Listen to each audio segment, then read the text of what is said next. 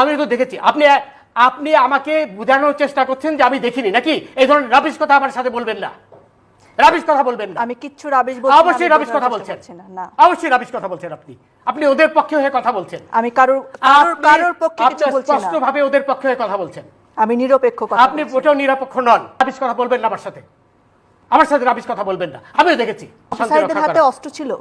অবশ্যই ছিল। আমি কি অন্ধ মানুষ?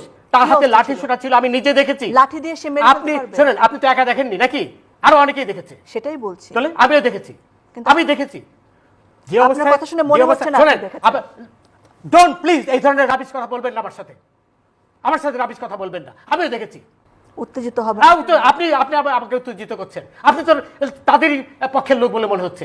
আমি কারো অবশ্যই আপনি তাদের পক্ষে কথা বলেন। শোনেন, এই যে সবুজ মেয়ে মারা গেল ছাত্রলীগের, তাকে কে মারলো? সেটা তদন্ত হবে। না, তদন্ত হবে তো ওইটা